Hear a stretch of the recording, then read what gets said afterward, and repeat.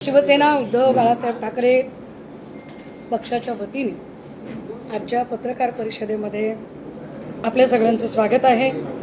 माझ्या समवेत पुणे जिल्ह्याचे प्रसिद्धी प्रमुख अनंत घराजी हे उपस्थित आहेत। पत्रकार परिषद कशासाठी आहे हे एव्हाना आपल्याला बऱ्यापैकी कल्पना आलेली असेलच। ज्या पद्धतीने जगामध्ये एप्स्टीन फाईल गाजत आहे, महाराष्ट्रात कॅप्टन फाईल सुरू झालेली आहे। या कॅप्टन फाईलचे रोज नवनवे खुलासे पुढे येत आहेत।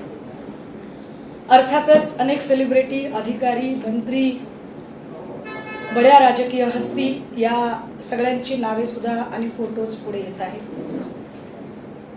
आम्ही विरोधी भागावर काम करतो तरी सुद्धा राज्याचे गृहमंत्री देवेंद्र फडणवीसजी यांचे अभिनंदन केले पाहिजे की एक चांगली कारवाई त्यांनी केली।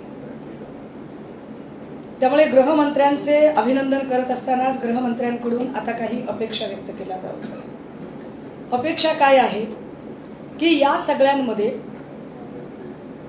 महिला आयोगाच्या अध्यक्षा रुपाली चाकणकर यांच्या नावाची चर्चा गेल्या 3 दिवसांपासून सगळीकडे सुरू आहे। यावर स्पष्टीकरण देताना त्या असं म्हणाल्या की माझा व्यक्तिगत काहीही संबंध नाही, माझा फक्त ट्रस्ट पुरता संबंध होता आणि मला त्यांच्या व्यक्तिगत आयुष्याची काही माहिती नाही।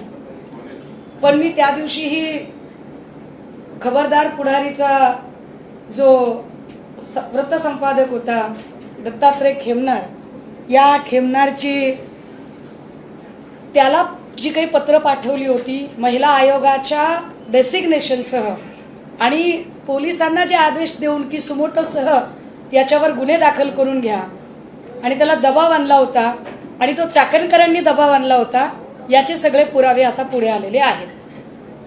आणि चाकणकर कशा पद्धतीने या माणसाला पाठीशी घालत होत्या। ज्योतिष सांगणं एक वेगळी गोष्ट आहे आणि तंत्रमंत्र विद्या करणं एक वेगळी गोष्ट आहे।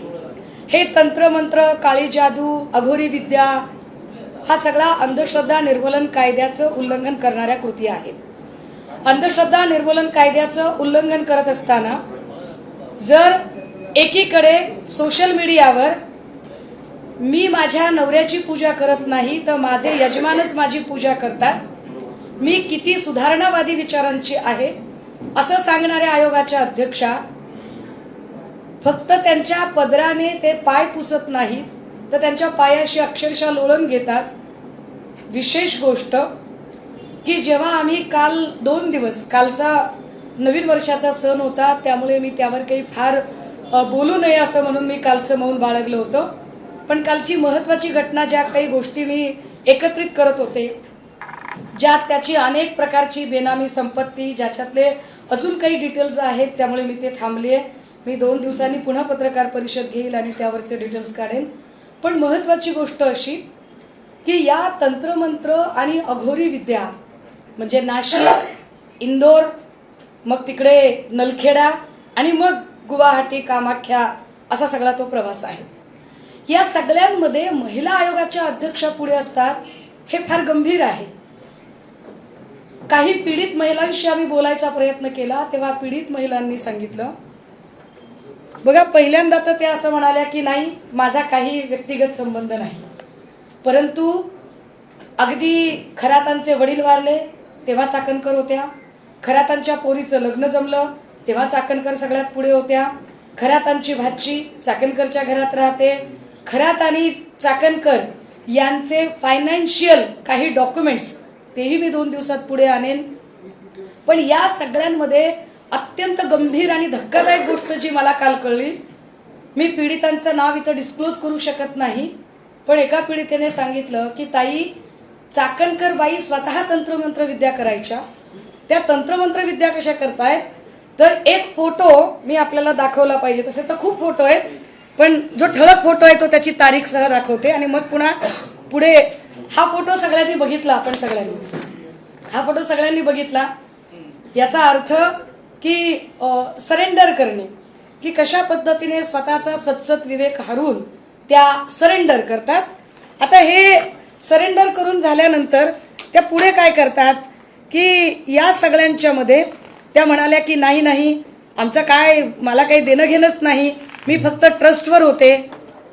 हा फोटो काल सगळ्यांनी बघितलेला आहे, पण पुन्हा एकदा माध्यमांना दाखवला पाहिजे की हा फोटो हा फक्त ट्रस्टवर असणाऱ्या संचालकाचा फोटो आहे का. या फोटोवरून आम्ही त्यांचे खरातांशी असणारे कौटुंबिक संबंध काय आहेत काय नाही हे त्या सांगतील. आम्हाला त्याच्यातही जायचं नाही, मला त्याच्यावरही जायचं नाही.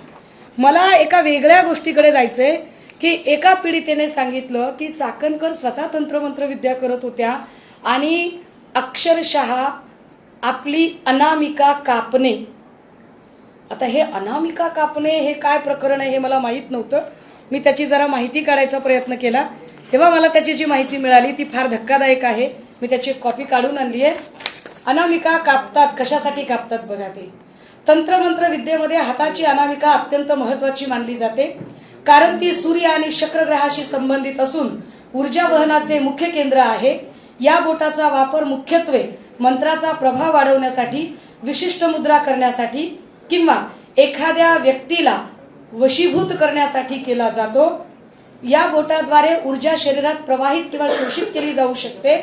कशी तर परत तंत्रमंत्र विद्येच्या लोकांनी सांगितलंय की हे बोट सूर्य म्हणजे यश आणि शुक्र म्हणजे आकर्षण यांच्याशी जोडलेले आहे, ज्यामुळे मंत्रोच्चाराद्वारे एखाद्याला आकर्षित करणे आणि यश प्राप्त करणे असा या तंत्रमंत्र विद्येचा अर्थ आहे. त्यांनी सांगितलं की ताई हे विशिष्ट वेळेला करतात. कधी करतात? हे सोमवती अमावस्येला करतात. हे सोमवती, आम्हाला इतकं काही त्याच्यातलं नॉलेज माहीत नव्हतं. आणि मग एक फोटो एका माऊलीने पाठवला, याचा स्क्रीनशॉट बघा, याच्यात तारीख आहे खाली 12 सप्टेंबर 2024. फोटो जर नीट, मी आपल्या सगळ्यांना याची सॉफ्ट कॉपी देईन. इथे एक मोठं बँडेज दिसतंय, चाकणकरांच्या अनामिकेला एक मोठं बँडेज आहे.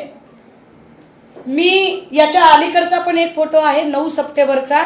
9 सप्टेंबरला त्या एका कार्यक्रमात बोलताना दिसतात आणि या सगळ्यांच्या तारखा आहेत.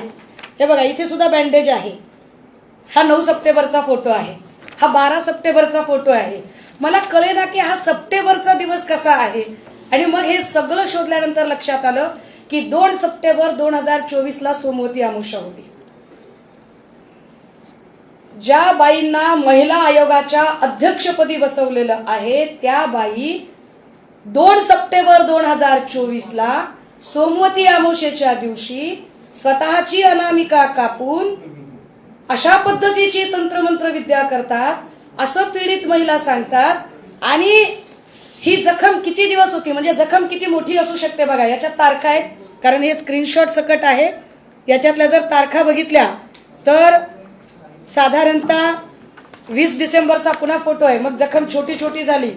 हे बघा इथे बँडेज आहे, याच्या मी सॉफ्ट कॉपी देईन आपल्याला. त्याच्यानंतर 28 डिसेंबरला जखम अजून छोटी झाली. सप्टेंबर ते जानेवारी पर्यंत ही चाकणकरांच्या हाताला जखम होती. अशाच पद्धतीची जखम अजून एका व्यक्तीला होती, पण त्याचे फोटो अजून आले नाहीत, तेही फोटो मी काढेन. हे गंभीर आहे. अशा पद्धतीने महिला आयोगाच्या अध्यक्षा जर तंत्रमंत्र विद्यांमध्ये असतील आणि पीडित सांगते की हे आमच्या समोर घडलेलं आहे, हे आमच्या समोर झालेलं आहे.